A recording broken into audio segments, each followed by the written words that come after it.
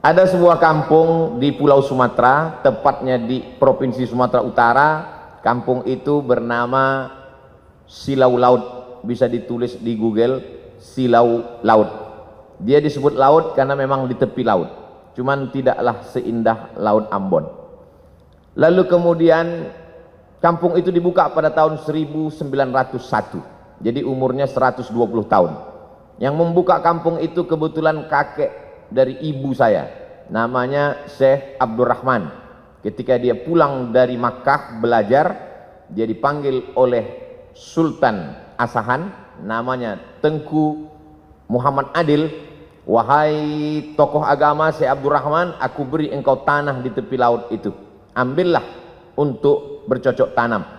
Akhirnya kampung itu sekarang menjadi 3 kecamatan. Lalu kemudian berdatanganlah para pendatang dari suku Jawa, kemudian Mandailing, dan sebagiannya saudara-saudara kita dari Batak Toba, yang umumnya mereka Kristen. Akhirnya sekarang kalau mau ke kampung itu melewati satu kampung yang dihuni oleh Kristen, nama kampungnya Barisan. Sejak kelahiran saya sampai sekarang 43 tahun tidak pernah ada konflik. Yang Muslim, Melayu, Jawa, Banjar, ada kampung Banjar, dan kemudian yang Kristen mayoritasnya dari suku Batak Toba.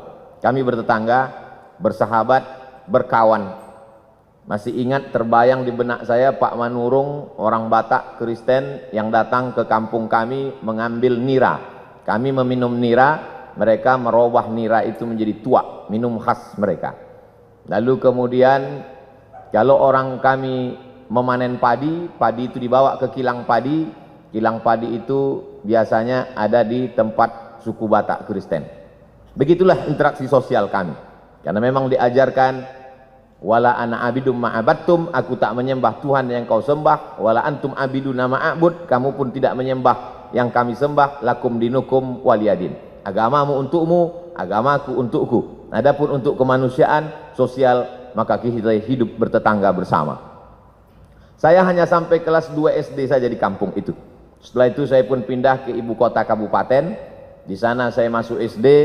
Di SD itu ada 2 orang yang berbeda wajahnya dengan kami, kulitnya putih. Dulu kami menyebutnya Cina, sekarang tak boleh sebut Cina, Tionghoa. Satu laki-laki, satu perempuan, agamanya Buddha dan Konghucu. Kami berteman, bersahabat, satu kelompok. Waktu itu kita di kelas tidak berbaris, tapi berkelompok. Nama belajar masa itu CBSA, cara belajar siswa aktif.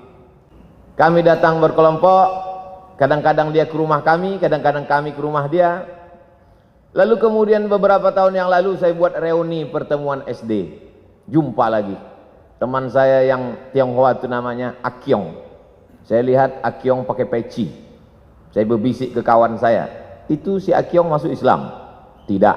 Kenapa dia pakai peci? Untuk menghormati kau. Begitulah kami bersahabat. Sebulan yang lalu tetangga saya, lain orang, dia kirim foto rumah mengaji, dindingnya belum disemen, atapnya tidak pakai dek, anak-anak belajar Quran di lantai. Adinda Abdul Somad, itu tempat mengaji itu adalah rumah si Joni, tepatnya di depan rumah si Hot Maharahap. Aku mohon kau dukunglah tempat mengaji ini. Padahal dia Kristen. Dia ingin supaya tempat mengaji itu saya support. Akhirnya saya hubungilah tim Yayasan Tabung, Yayasan Wakaf Hajah Rohana. Setelah mak saya meninggal, saya buat program kemanusiaan untuk memberi makan fakir miskin, namanya Yayasan Wakaf Hajah Rohana. Saya minta supaya tim mensurvei tempat itu. Akhirnya tempat itu disurvei, berapa lantai yang perlu diperbaiki, berapa harga semen untuk menutup dinding, berapa tikar plastik dan meja, berapa lampu yang mesti diganti, dan lain sebagainya. Akhirnya guru-guru mengaji mengucapkan terima kasih. Terima kasih Ustadz. Dari mana Ustadz dapat info dari kami? Dari tetanggaku yang dulu masa kecil sahabatku. Rupanya dia tak sampai hati kali melihat kalian mengaji di lantai. Akhirnya dia WA saya, dan hari ini tetap terjalin